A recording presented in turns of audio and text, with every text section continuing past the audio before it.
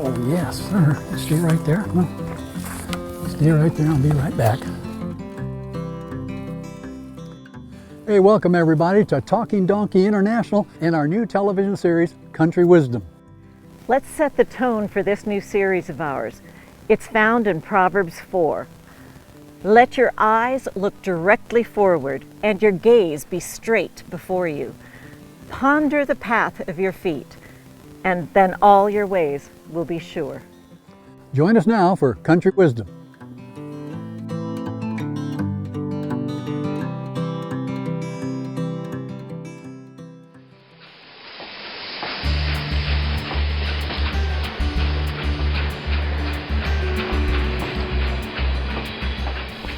Janice, this is exciting because we're here in Railroad Park in Dunsmuir, and this was your caboose at one time. Yes, it was, number 777. There's a long story here. I'll try to cut it down for you, but my father loved trains. He worked for the railroad, for Southern Pacific, right here in Dunsmuir when he and my mother were first married. And in fact, he was a fireman on the Southern Pacific Division, running the Shasta line. Now, only a little after a year, I think, the war hit. Pearl Harbor was attacked. My dad was gone for the next 3 years, but he never lost his love of trains. Every year when I was a kid, we would vacation up here in Dunsmuir, and we would walk the railroad tracks and search for trains, and I just loved this area. Now, he died when I was only in high school, but he would get such a kick out of the fact that I live nearby now, that I'm up in this area.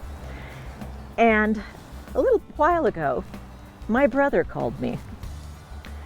Now, my brother doesn't call very often, but he had a reason, and it had to do with this caboose. You see, when I was about 3 or 4 years old, I got probably the best playhouse in the history of little girls and playhouses, because my dad bought that caboose. That was your caboose That was my playhouse. Wow. Hey, can we go inside and check it out? We can. Let's do it.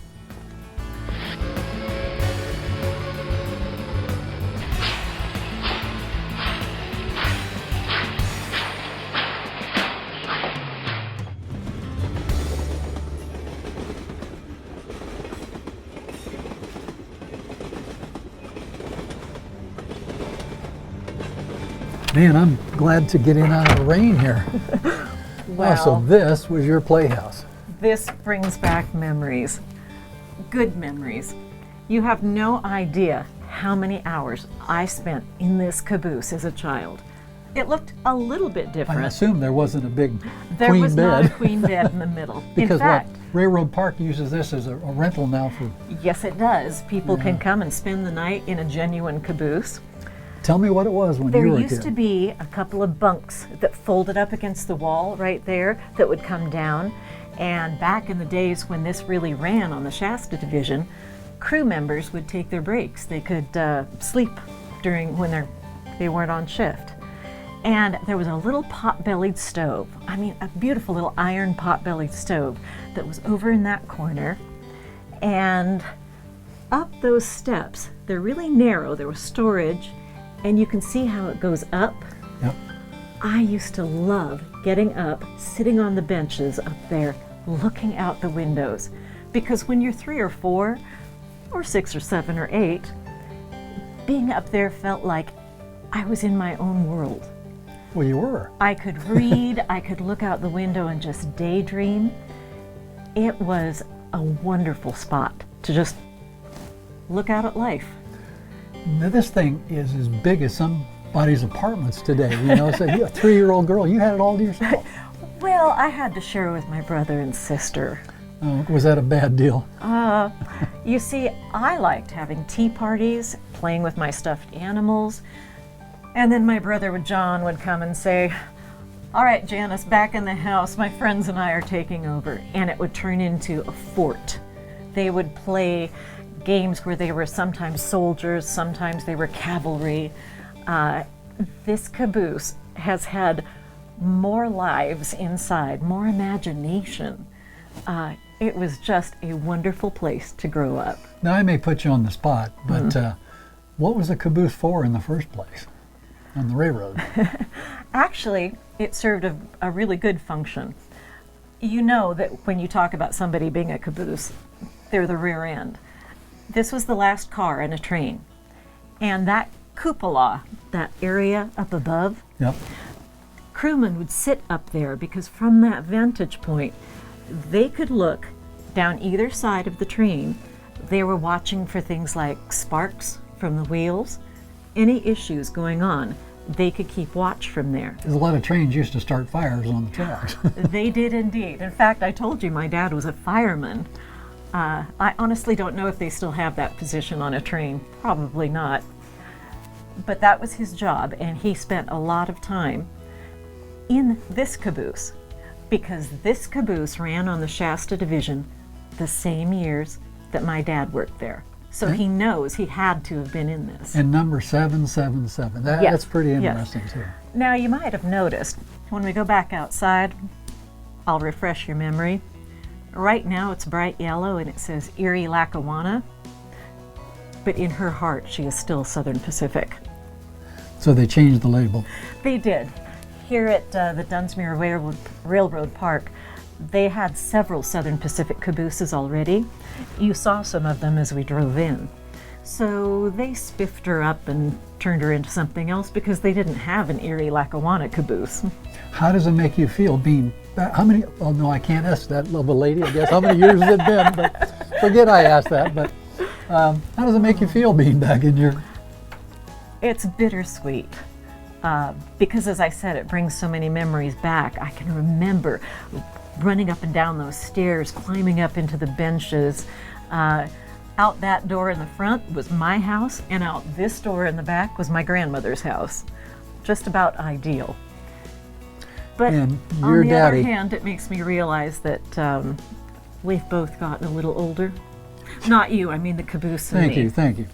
Your daddy bought this for you.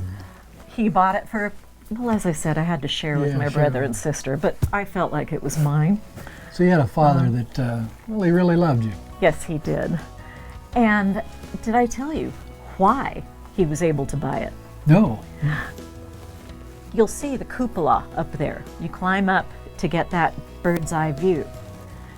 Southern Pacific was scrapping all of these trains that had cupolas, and they were going to a brand new model that had bay windows on each side. Well, you could sit on So the you could side sit and on look the out. side and look out. Okay. So they were getting rid of these. And my dad found out somehow. By that point, he was working as a dentist in Lodi, California. He found out. He tracked down the number, knew he'd been in this caboose in his railroad days, bought it, had it shipped to our house. The day they brought it in our backyard, they had to close the whole street, shut down traffic, everything. It was like a parade. Because it's pretty good size. They hauled this thing on a flatbed, I think it was, and brought it into our backyard. He had a foundation ready for it, and he wired it so it had its lights, everything worked, and it was the hit of the neighborhood, let me tell you. We also made the front page of the paper. I can have imagine. a picture I can show you of me with my brother and my sister on the end of the caboose out here. Took a picture and we were on the front page. I can imagine. That's as good as it gets when you're 4 years old. Now, I'm sure since you were here, how many years in this area? Were you here in this area, or I was born in Lodi. train came from here? It was born here, Yes. but you were in Lodi. Right. Were you ever in this area, though? Did you ever we play in would the do- hills around here? Yes. Every year we vacationed in Dunsmuir.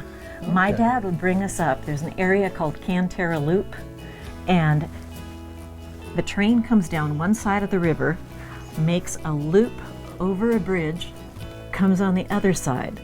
And at that point, the engineer and the guys in the caboose could wave to each other across the river. Wow. And we used to come, and one of the things we would do every August, we would walk that stretch of track and walk Cantera Loop. It was quite the walk. I was a good hiker back then. But yes, my dad loved this area. I told you he would love it knowing I live up in this area now. It's got some amazing views and vistas around here. Oh, it does. You want to head back out? Yeah, let's do that. Let's do that.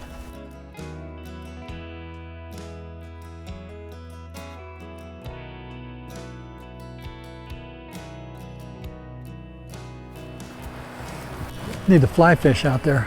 Well, Steve does. You know, he'll be out here just right there. He knows every hole. Man, I love the sound of that river, don't you? Oh yeah. I think that's half the fun of camping, is being next to a river or a stream and just having that sound. And I'm so happy. The sun is shining, the rain quit. Oh, yes. Well, you know, that's what they say about this area. If you don't like the weather, just wait 10 minutes. That's maybe true. 15. So you used to play in all yeah. these areas. I've walked on trails all over here, all in this area. My dad loved this area. I told you that. In fact, when he and Mom first got married and they moved here so he could work for the railroad, I think he would have stayed and I would have grown up here. But the war had other plans. So he went into the military? Yes, he did. And he was gone. He and Mom had been married maybe a year. And then he was off to India, of all places. That's where he spent the war years. Did you say India? India, yes. India. When I was growing up, and in the summer when it would be hot, like pavement melting under your feet, I can remember running from my house across the street to my friend's house, barefoot, and you were actually leaving little prints in the pavement because it was that hot. But my dad, you could not ever say that it was hot because he would tell you didn't know what heat was. But I think one of the reasons that I love it up here too, one of the reasons that he vacationed up here every year, part of his heart was here because I think it had been peaceful here. And certainly when we came up on vacation, you just feel like when you're out next to the river, when you're walking through these mountains, it just kind of, the weight rolls off. And I don't know what your childhood was like. Well, actually I do, so you can relate. But there was an awful lot of tension in the house I grew up in. But when we would come up here to the mountains for every year, every August, we left that behind. Coming up here was truly a mental vacation.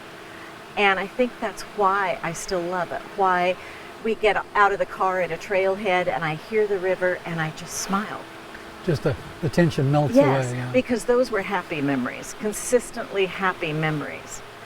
So you had a, can I say a terrible childhood? Is that? I know you may hate to say that. I know a lot of people might say terrible. For me, it was normal. It wasn't until you begin to compare other families. You know, you get older, you start spending time in other people's houses and realize, okay, in other families, they're not always angry. My friends' mothers didn't disappear into their bedrooms for days at a time and not come out. Really, that's what happened in your house? Yes, we had nannies before it was fashionable to have nannies. Because there were just long periods where my mother simply didn't cope. She relied on prescription drugs to get her through life, and they didn't always work. And there were times it was like a Jekyll and Hyde. I can remember walking home from school, and as I would round a corner where I could see my house, my stomach would tighten up because I didn't know which mother was going to say hello. Wow. But up here, it was completely different. Everybody was happy. The whole family was happy when we would come and camp up here. Now, you also have to remember that my dad's idea of camping was a little bit different. You might think, oh, we put up tents right next to the stream. No, we were staying in a little lodge. My dad felt that like... was camping. Yeah, camping was anything less than a Best Western motel. Okay. But it had a little kitchenette, and I remember the deck that looked out over the river. So for him, that was camping. He was not into roughing it too much. Can I ask you, and this is, kind of the mindset of you've got this little girl with her great playhouse that Daddy bought her, and so she's got some really fond memories there, but you've also got this other side of life that wasn't good. Now, where does it go? I mean, do you carry that into adulthood, or did God have something else in mind? God always has something else in mind. God takes whatever twisted little mess your life is and starts helping you unravel it. I got to stop you. That is such a great analogy. Twisted little mess. A twisted little mess. I can almost picture that, and helps you unravel it. Yes. How did he do that for you? First of all, in Scripture, God promises us a peace that we can't even understand. And it's because he knew our little human brains, there's no reason to explain how you can have something chaotic going on around you, whether it's something from the outside, world events, family falling apart, a marriage falling apart, but God still gives you that peace that only comes from him. It's not something you can manufacture. This for you, it even started as a child, apparently. Growing up, both my grandmothers lived in town, and every weekend, my father's mother would come by in her bright red VW that she drove very fast. She had a nickname. She was Hot Rod Letcher. And back then, before, did we even have seatbelt laws? No, we didn't. No. And back then it was, how many of the kids can cram into Grandma's VW and go to church? And my mother's mother lived right next door. We had a huge backyard. My dad owned 3 city lots on the corner, so our house and a big front yard were one city lot. Our garage and carport and driveway were another full city lot. You could park like 9 or 10 cars in our driveway. And then on this side, we had a huge backyard. That's where the caboose was, and a gate that went to Grandma's house. I always had that escape. If things got too bad, I just went to Grandma's house. Do not underestimate the effect of grandparents in kids' lives, whether they're your genetic grandparent or an adopted grandparent. But I could always go there. And my grandmothers, my grandma Letcher would go over there and she would just pound on the piano. I learned all the old hymns from her. She only had one. She didn't know things like pianissimo, or everything was forte when she played the piano. But I still remember all of her favorite hymns, and there are times when those lyrics will come to mind. If you want to learn scripture, put them to music. What was a favorite? You have a favorite that pops in? Blessed Assurance. Blessed Assurance. Yeah. I can still hear her playing and singing Blessed Assurance. It's exciting because we all have that blessed assurance through Jesus Christ. Yes, and I think that when you are out in a spot like this, look around you, Jim, the trees, the little breeze, again, back to the sound of that river, you can just breathe out here. You feel closer to God out here than anywhere else, I think. Mm-hmm. Nature is God's second book. It sure is. Now, not too far up this trail. I promised you it wasn't too far. We're going to come to some railroad tracks, and I'll get back to the story of my caboose. I get the rest of the story. Yes. Huh? All right. Just like Paul Harvey, there's the rest of the story. There you go. I wrote a little book a while back called Overcoming the 3 Ds. Depression, discouragement, despair. It's helped thousands of people. If you'd like a copy, you can log on to talkingdonkeyinternational.org, and for a small gift, it can be yours. Please do it today.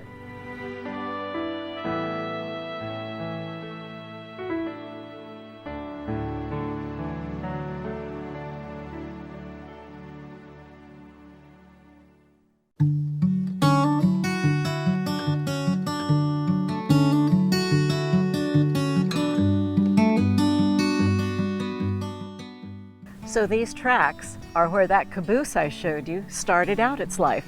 All right. And of course it was built to run the railroads, and then when it had outlived its usefulness, they were going to scrap it. And you would have thought, that's it. That's what else does a caboose do? Then my dad bought it and it became our playhouse. So it had this second life, but it wasn't done yet. However, I think I'm hearing a train. I think I'll step at least outside the track. Maybe we should. I love that sound, almost as much as the sound of the river that we heard coming up here, because it reminds me of those days. I used to walk these tracks for miles, trying not to fall off. Do not ask me to attempt it now. I know you're going to try. But that caboose had this second life as my playhouse. Then after I grew up and left home, again, you would think, well, that was it. It was lucky enough to have that second life that nobody could have pictured. But it wasn't done. My mother sold it to a woman who ran a freight barge up and down the Delta. She put it on her barge and it became her office and a spot for the guys who worked for her to take naps, to sleep when they were, not on their shift. And so it went up and down the Delta River for years. Then, again, you'd think, okay, now that surely is it. That caboose now has had 3 lives. But no, 4th life. It's back here where it started, on the Shasta Division, and now it's a bed and breakfast. So every time you would think, well, there's nothing more I can do, nothing more that this caboose is useful for, there's another life. There's another life, something you couldn't have even pictured ahead of time, which I just think is great. Now I wonder, as the train's coming here, does it ever kind of get those feelings, in your heart and your mind? I do, because there have been periods where I've kind of thought, like, that's it. When my kids grew up and left home, briefly, 2 of them came back, but you think that's it. Let's head up here so we can watch the train, Let's do that. shall we? Yeah.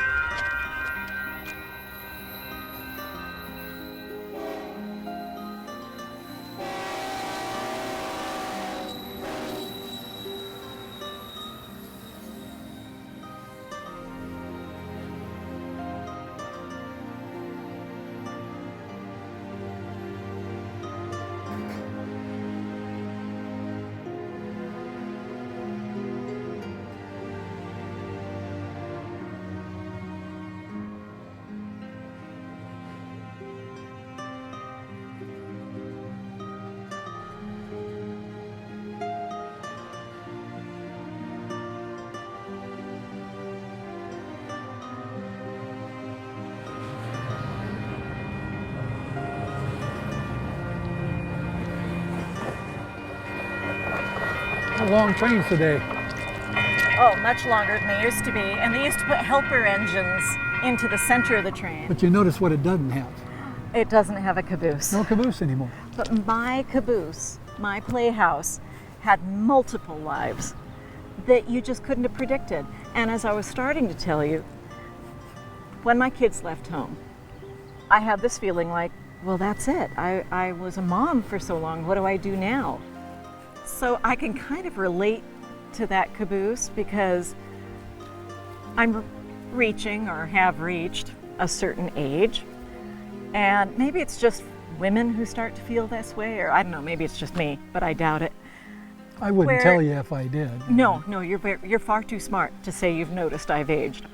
But you kind of start to feel like, well, I guess that's the end of my usefulness. Because really, what more is there that I could do? It's got to be younger people or more talented people or whatever.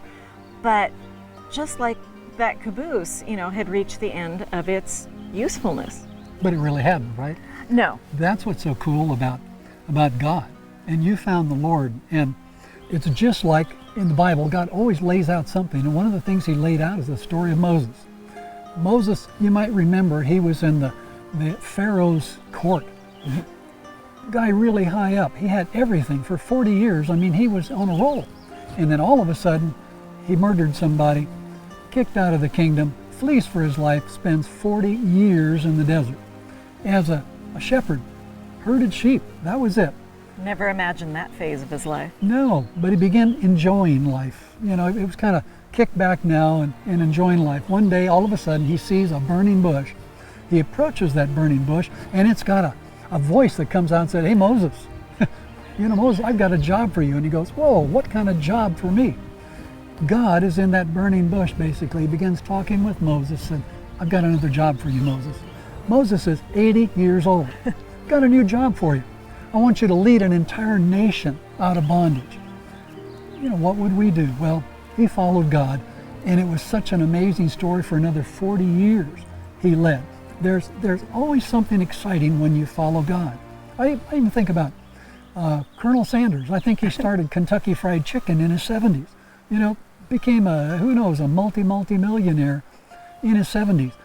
God has so many pathways for us, you know, and that's what I think about in your own life. I look at what happened in your life and what God has done.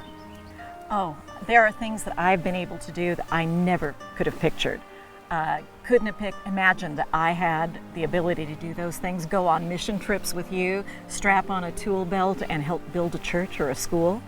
Mentoring someone younger. I have a friend, a young mother, and we've just found that we get together and I realize that I'm a stabilizing force, I'm an inspiration, not because I'm so wonderful, but just I make time for her. Think about that, a stabilizing force from where you started Right. from. Nobody would have thought I could stabilize anyone.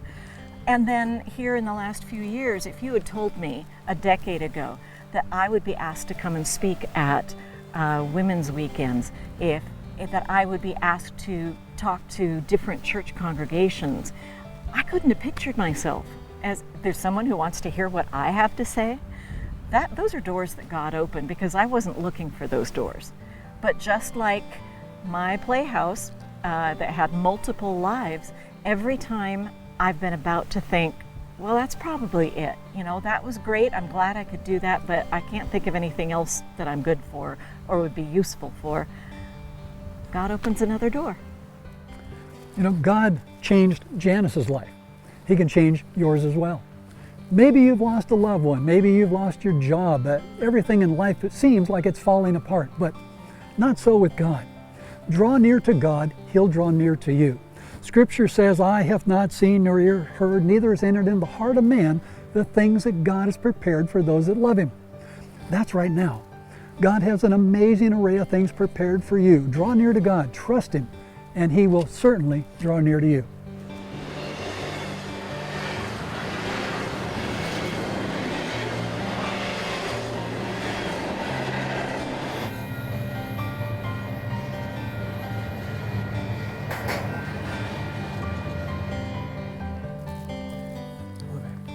Hey, thanks for joining us for Country Wisdom. See you next time.